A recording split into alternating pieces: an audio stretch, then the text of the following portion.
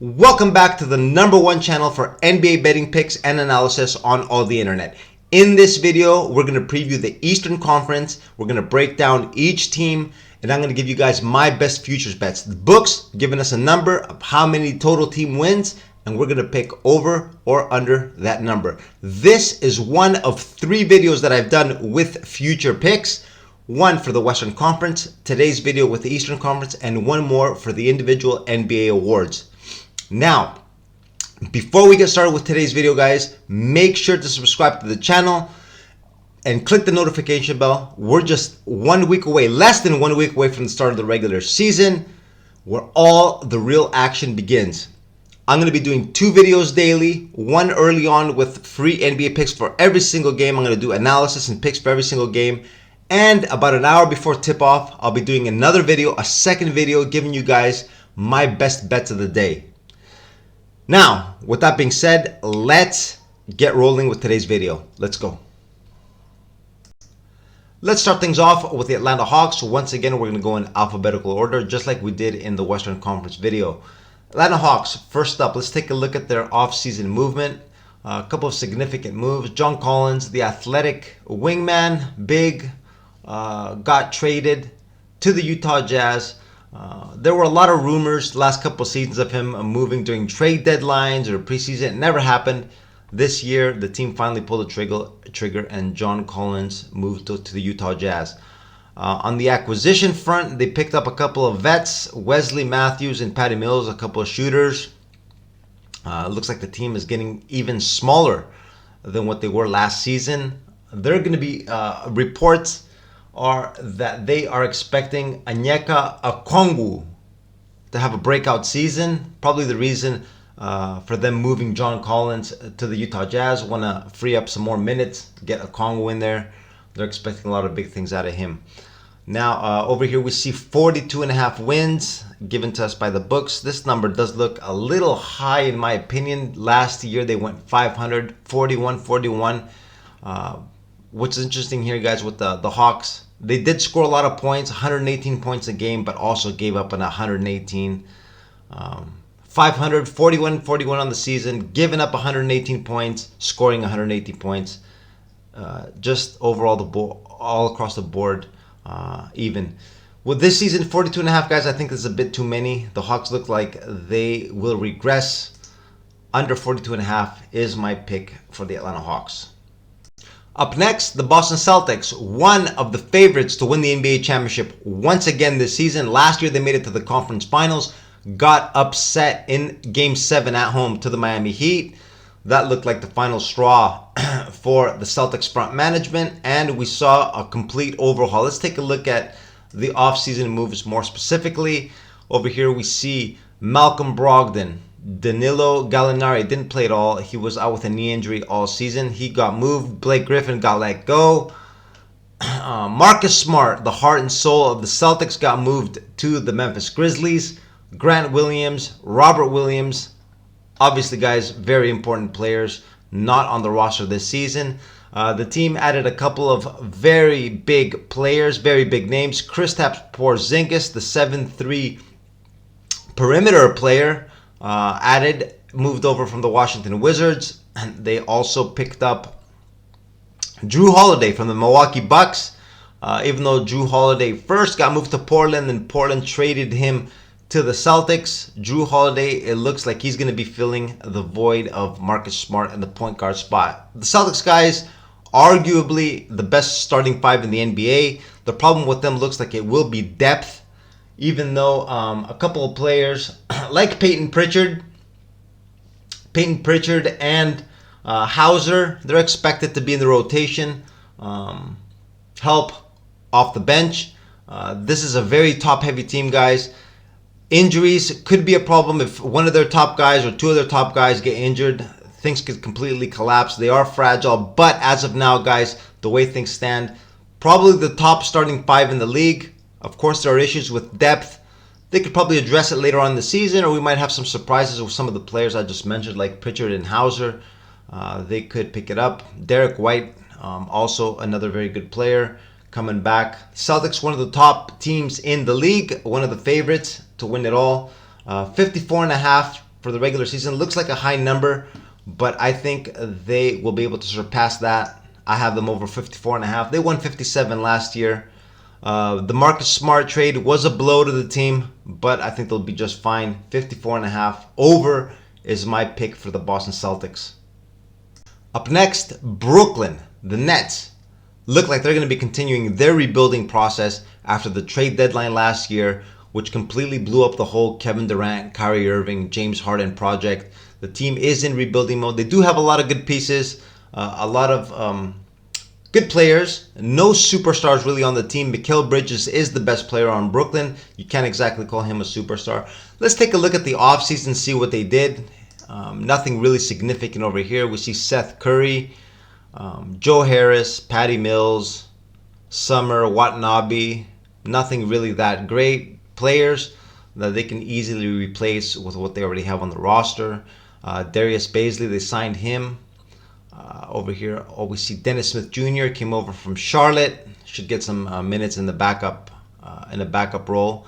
Lonnie Walker fell out of sorts at the Lakers. Was playing well at the first half of the season. Fell out of the rotation. They moved him. Another pretty good pickup. Should give him some energy and minutes. Most likely off the bench. So as you can see overall, guys, the Nets still in rebuilding mode. Ben Simmons is expected to be in the lineup. He looked pretty decent in the preseason. So far, he should help them, but don't expect too much from the Nets, guys. Last year, they did win 45 games, did make the playoffs, got swept by the Sixers. 37.5 is the number here. Most of those wins last year came with Kevin Durant and Kyrie Irving on the floor. This year, it's going to be a different story. Rebuilding, like we said, 37.5 looks a bit high. I'm going to be going with the under here. I think the Nets are not going to win over 38 games. Most likely, we'll miss out on the playoffs also. Rebuilding mode will continue for Brooklyn. Up next, the Charlotte Hornets. The end of an era. The Michael Jordan era is over for the Charlotte Hornets. He sold his majority stake, got paid huge, something like $3 billion. I think initially he invested like $300 million to pick up the Hornets.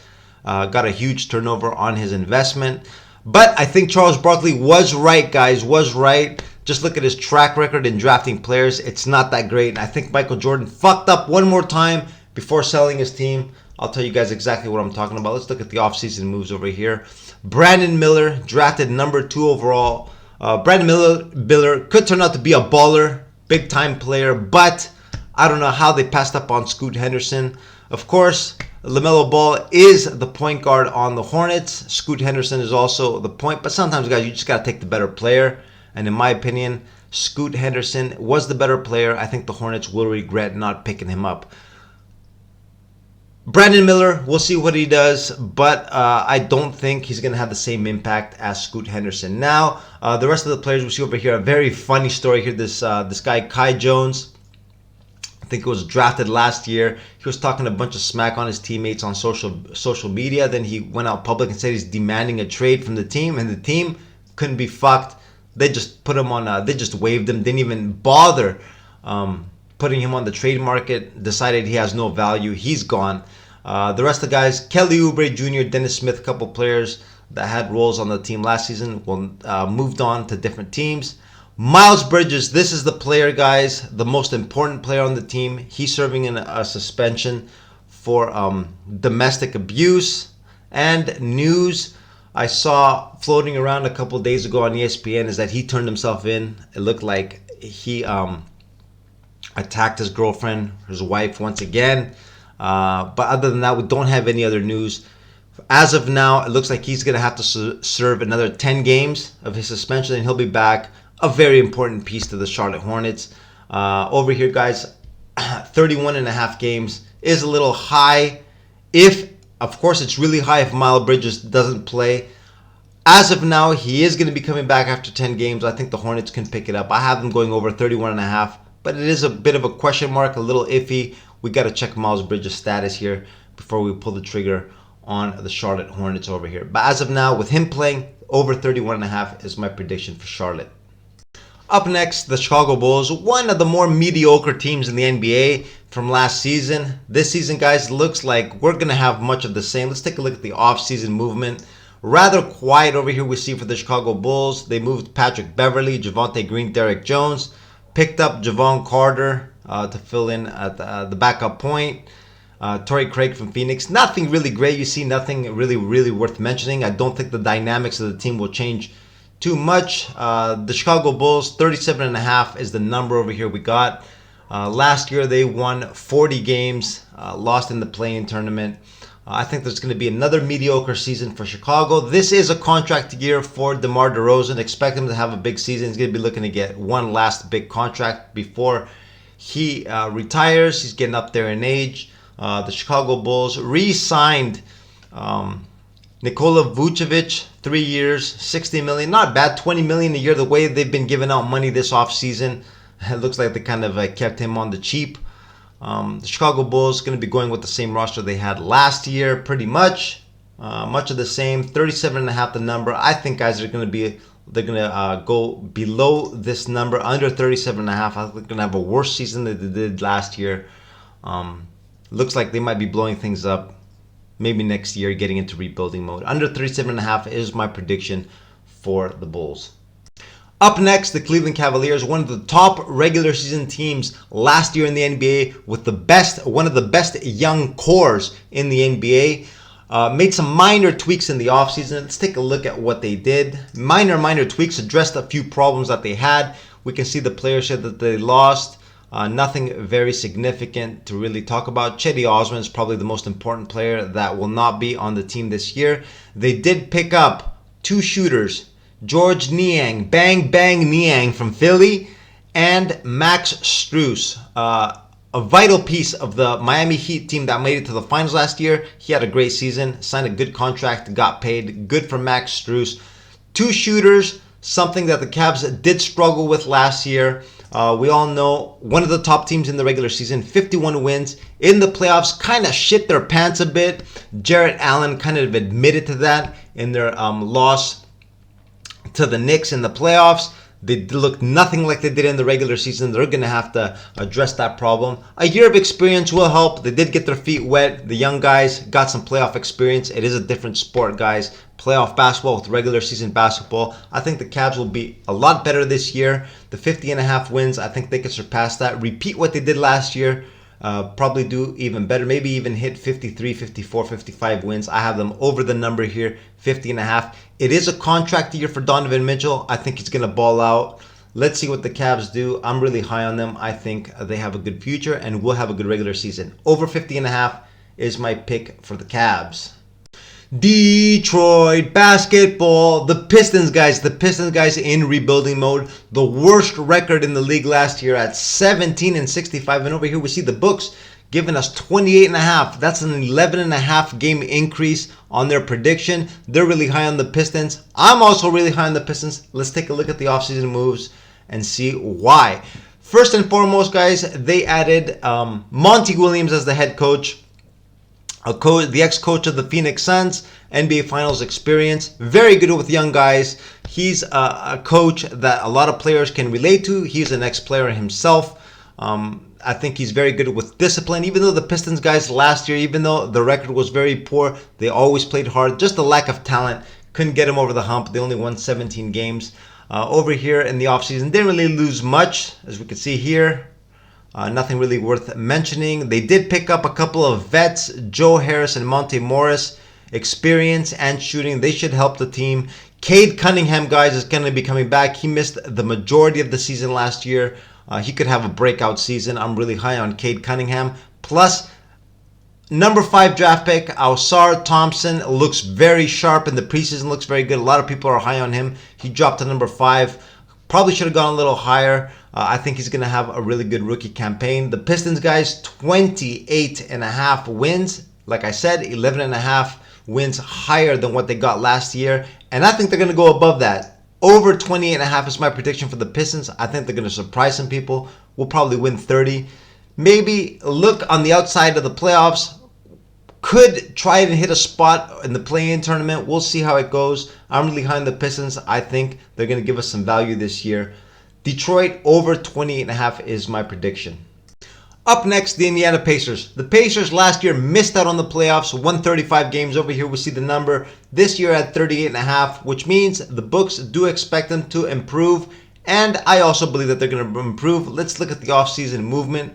Over here, players lost: O'Shea Brissett, Chris Duarte, George Hill, the veteran, James Johnson. Nothing really that significant. We see players added. A very important player here, Bruce Brown Jr. got a big contract after playing fantastic for the Nuggets during their championship run. Cashed in, got a big 2-year deal, something like $50 million. And the Pacers also picked up Obi Toppin, disgruntled player in New York, wasn't getting the time that he wanted, got moved. Looks like he is going to rejuvenate his career over here in Indiana. Couple of good pickups. In the offseason, they also signed Tyrese Halliburton to a contract extension, a full max extension. He got paid big time, guys. $260 million. Is he that good? The Pacers think so, but good on him. $260 million, not too shabby at all. The Pacers, guys, I do expect them to improve. One of the best home teams in the league, even though they did finish 20-21 at the end of the season. They were moving players in and out once they figured out that they weren't going to make the playoffs. Tyrese Halliburton was injured for a large portion of the season last year. Benedict Mather, and then their rookie from last year, will be in a year or two. I expect him to be a lot better this year than he was last year. An extra 4 wins, I think it's doable for the Pacers. They could hit a spot in the play-in tournament. I think they should go over this number of 38.5. Indiana Pacers will be a team that we'll probably be betting on a lot at home, especially against some of the better teams as home dogs. Very good at home. On the road, a little shaky, but they could have some improvement there this year as well. Over 38.5, I think they could win 40 plus. Indiana over the number is my prediction. Up next, the Miami Heat. The Miami Heat that made it to the NBA Finals last year, overachieved, was a big surprise, knocked out the Milwaukee Bucks in the playoffs. The Boston Celtics in Game 7 on the road got a big win, made it to the NBA Finals. But guys, we're talking about regular season here. And don't forget, last year in the regular season, the Miami Heat needed a second game in the play-in tournament in order just to make the playoffs. That was what they needed in order to make it all the way to the finals. A team that is built for the playoffs. Regular season is a different story. We're talking about the regular season here. And if you look at the offseason movement, things are not looking that great for the Miami Heat. A lot of news in the offseason. They were ton of rumors that they were going to be the ones to land Damian Lillard. We all know Damian Lillard ended up going to Milwaukee. And over here, they did clear some space. Max Strus and Gabe Vincent, free agents that got paid, cashed in on their great performances last year in the playoffs. Gabe Vincent went to the Lakers. Max Strus went to the Cleveland Cavs. Did they replenish those losses? From the looks of it, they didn't. Josh Richardson is probably the player that will most likely, at this point of the season, the beginning of the season at least, to fill the void. They're going to be looking for some players, some free agents for sure during the season, because I don't think that they will be able to cope or repeat what they did last season without Gabe Vincent and Max Strus. Now this 45 and a half games that the books are giving us, a bit high if you ask me. They won 44 games last year. I think the Heat are going to be significantly worse in the regular season. I'm going to go with the under here, 45 and a half. I think it hits easily. Guys, if they don't bring in some reinforcements to cover Gabe Vincent and Max Strus, the absence of those two players, they could very well even miss out on the playoffs. I know it's a long shot, but I expect the Miami Heat to not do as well as they did last year. Under 45 and a half is my prediction for Miami. Up next, my favorite team in the NBA, the Milwaukee Bucks, undoubtedly made the biggest move in the offseason by acquiring Damian Lillard. Giannis got on a podcast and said that he's not sure if the team is not on the same level as he is, wanting to go for a championship every year, that he's not going to re-sign. And what did the Bucks do? They responded and they picked up Dame time. But that wasn't it for the Bucks. Let's take a look at all their offseason moves, and then we'll do our analysis and see what to expect out of the Bucks this season. Some very important players moved on. Grayson Allen, Javon Carter, Drew Holiday, of course, the starting point guard, a key player in the Milwaukee Bucks championship team a couple of years ago. Joe Ingles, a veteran, he moved on. Wesley Matthews, another veteran. The team, of course, did not get that much younger. A veteran ball club, one of the older teams in the NBA. They did pick up a shooter, a good player in Malik Beasley. He did fall out of the rotation last year with the Lakers. The Bucks picked him up. Like we said, one man's trash is another team's treasure. This guy could be a good pickup for the Bucks. He is having a very good preseason. He's hitting a ton of shots. Damian Lillard, guys, Dame time. I think we all know his resume. Don't need to talk too much about Damian Lillard. Picked up Robin Lopez so he can be hanging out with his brother Brook, just like Thanasis is with the team, pretty much just to keep company to Giannis. Campaign, a very solid pickup at the backup point. Adrian Griffin, rookie head coach. The Milwaukee Bucks do look like they have gotten the reinforcements that they need to go all the way to make the next step. They do have depth. They have Giannis. They have Damian. Chris Middleton was injured the last couple of years. He signed an extension with the team, 3 years, $100 million. Reports are that he's going to be ready to go. They might be a little careful with him because he has been a little injury prone the last couple of seasons, but he should be ready to go. The Milwaukee Bucks, guys, 54.5 wins. This team, of course, is built to go 60 plus, but since I did mention that they are a veteran ball club, they are up there in age, the majority of the players. I think Adrian Griffin is going to have to manage that a bit. I don't think they're going to be going too crazy, especially when the tough scheduling comes around, back-to-backs, 3 games in 4 nights. We might see a couple of players resting here and there. I don't think they're going to be going too crazy in the regular season. 54.5, the team should be around there. My prediction is that they're going to go slightly under, probably 52, 53 wins, just do enough. We'll probably end up with a 2nd or 3rd seed in the Eastern Conference. I don't think that bothers them too much. Their focus is going to be on the playoffs. The Milwaukee Bucks, definitely one of the favorites to go all the way. But this is a regular season prediction here. Under 54.5 is my pick for the Milwaukee Bucks. Up next, the New York Knicks, the revitalized New York Knicks. After a very successful campaign last year, the Knicks did win 47 games. But the number is slightly lower this year at 45.5. They did win a playoff series. They beat the Cavs. They lost to the Miami Heat in the second round. The Miami Heat, we know, eventually made it to the NBA Finals. Overall, a very good season for the Knicks. Let's see what they did in the off season. Over here, players lost. Nothing very significant. Derrick Rose, Obi Toppin were out of the rotation for Coach Tibbs. Didn't get much playing time. Obi Toppin was complaining. He was getting more playing time than Derrick Rose. He was complaining that for his limited minutes. He moved on and went to the Indiana Pacers. The team added Dante DiVincenzo from the Golden State Warriors, a good pickup. A Villanova guy joining Jalen Brunson and Josh Hart for the reunion over there. 3 players from Villanova. The New York Knicks are going to be looking to build on the great season that they had last year.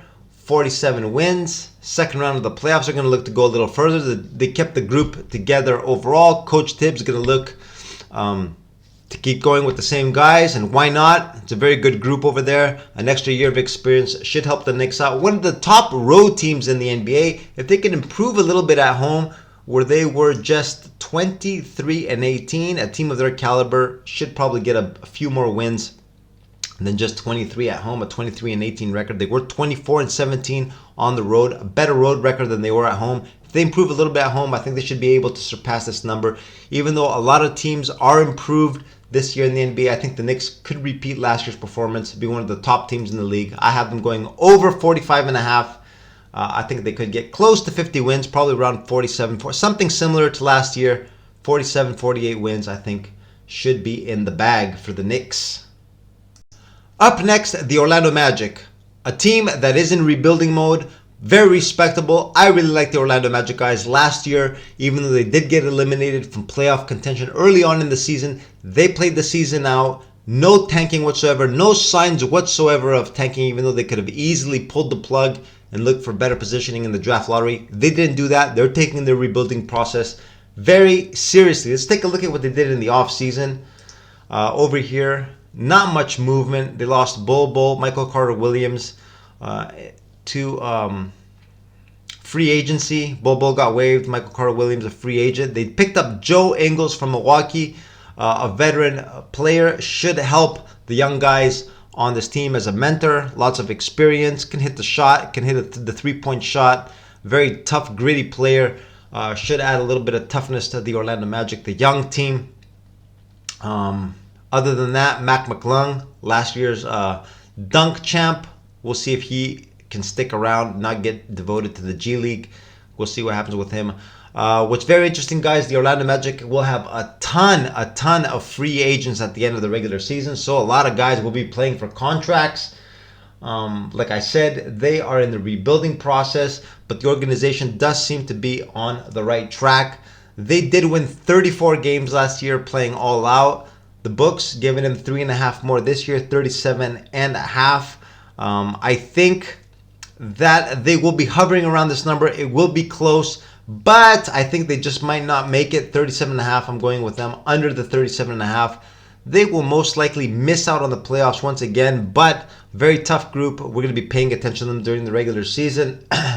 When they were live dogs, a lot of times big underdogs on the road and at home. We're covering the numbers. We're going to be taking a look at the Orlando Magic, but overall, for a futures bet, I don't think they cracked this 37.5. I'm taking them under the number.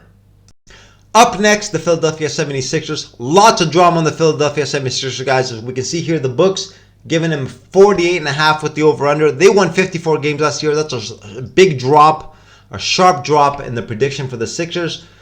James Harden, lots of drama going on over there. He demanded a trade. We're going to get into that, but first let's take a look at the offseason moves, see what they did. Nothing very significant with players lost. Shake Milton and George Niang were two rotation players worth mentioning. Jalen McDaniels, there was a lot of promise for him when he came over from Charlotte. Didn't really live up to the hype. He moved over to the Toronto Raptors. Shake Milton, George Niang, the two players really worth mentioning. They did pick up Patrick Beverley. Kelly Oubre Jr. from Charlotte, he should help them, give him some good minutes off the bench. A player that's capable of having big games. Inconsistent though overall, but a very capable player. Other than that, guys, let's talk about the whole James Harden situation. He demanded a trade in the offseason, called the GM Daryl Morey a liar. I think he does have a case here. He did take a pay cut last year in order to bring in some players, give the team a better chance to compete for a championship. They fell just short last year to the Boston Celtics, lost in Game 7. James Harden did his part though. He put up a few 40-point games, played very well. He was promised an extension with a max contract. Daryl Morey did not follow through on that. James Harden called him a liar. No chance of reconciling that relationship. He's trying to force his way out to the Clippers, but he did opt into his contract, $37.5 million. He did report to the team. But reports came out yesterday that he missed practice with no excuse. He just decided not to show up. He was in Houston. Shows that he is more of a distraction than an asset for the Philadelphia 76ers. The reason I think for this drop, 48.5, they did win 54 games last year. The Sixers, as long as James Harden is still on the roster, a disgruntled James Harden, it will be a distraction. I think it will prevent the Sixers from moving forward. So the 48.5, guys, as things stand right now, I'm going to be going with the under. They will have some problems until they get rid of James Harden. 48.5 is my prediction for the unders here, and we will keep an eye out on this whole situation. The Toronto Raptors, ever since their championship run a few years ago with Kawhi Leonard, the team still has managed to remain competitive, even though year after year, they have been average. They did manage to stay afloat and not go through any major rebuilding process. The Raptors over here, we see they are at 36.5 games. They did win 41 last season, did get eliminated in the play-in tournament. Big off-season moves. Let's take a look at them. Over here, the most important player, of course, Fred VanVleet, the quarterback of the Toronto Raptors last couple of years. Masai Ujiri decided against paying him big money. And to be honest, guys, I don't think he made the wrong move. He managed to fill the spot at the point guard position with Dennis Schroeder. Dennis Schroeder, he spent the mid-level exception on him. Dennis Schroeder, no slouch. He won the World Championship this year with Germany. Played very well. Very good performances with the Lakers last year. Signed the mid-level exception. I think he'll be able to fill in the void. A better defender than Fred VanVleet. Of course, he can't put the ball in the basket like Fred VanVleet, but he can create for teammates. Very good on defense. I think this could be an underrated signing. Could possibly be an upgrade for the Raptors. Jalen McDaniels also signed from the Sixers. A failed season over there. He might find his stride over there in Toronto to get to be seen. Other players worth mentioning: Grady Dick drafted. Dick. Guy's last name is Dick. I feel sorry for him in high school. Probably got a lot of harassment, bullying. But word is that he is a good player. He should step right in and help the Raptors. Other than that, the team from last year is intact. The Raptors over here, we see 36.5 is the number that we've gotten from the books. Last year, they won 41 games. I think the Raptors can exceed that 36.5, win more games. I don't think it'll be as bad as everyone expects them to be. 36.5 over the number is my prediction for the Toronto Raptors. I think Dennis Schroeder is an underrated pickup for the Raptors. He will help them quite a bit. And last but not least, we got the Washington Wizards, the team most likely going to be competing for the worst record in the NBA this year. As we can see the number over here, guys, 24.5 games, the over-under, very, very low. In the offseason, lots of movement. The team is in rebuilding mode. We see Bradley Beal, the team's top player for the past decade or so, moved over, got traded to Phoenix. Monte Morris, Kristaps Porzingis, two of their top three players, Porzingis and Bradley Beal, got traded. What did they get in return?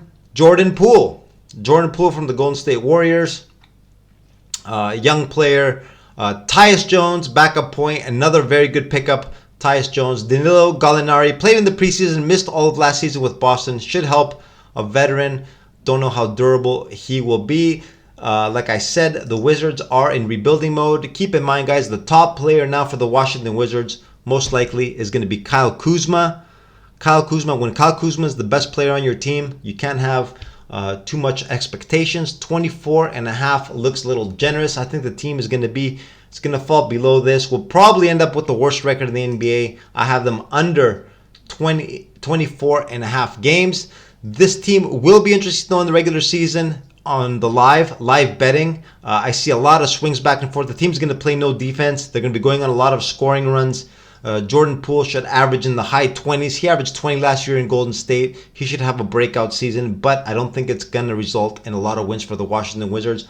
I have them under 24.5, probably the worst record in the league this season. Washington, under 24.5 games. And this is what I think the final standings are going to look like when it's all said and done. Of course, we just broke down each team separately. I gave you guys my predictions on the overs and the unders, but I think the overall picture is going to look something like this. Of course, it is very early. We know a lot of things can happen during the course of the season. We have the trade deadline mid-season. We have injuries taking place. We have free agents moving back and forth. But as of now, I think this is a very accurate picture of what we can expect. Tell me, guys, what do you think? Do you agree or do you disagree with my predictions? Let me know in the comment section.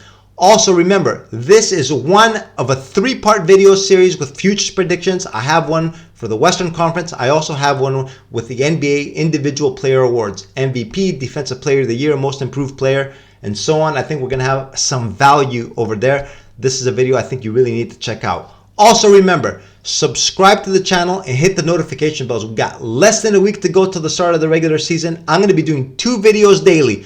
One video will be up early where I'll be doing analysis and giving you my free picks for every single game on the schedule. And I'll also be doing a second video about an hour before tip-off. When all the fuckery is out of the way, injury report manipulation, line movements, all that good stuff. When it gets out of the way, I'm going to give you guys my best picks. So make sure to subscribe to the channel. And with that being said, once again, check out the 2 videos with the futures predictions, one for the Western Conference and one for the individual awards. And I will see you guys in the next video. Have a good one. Later.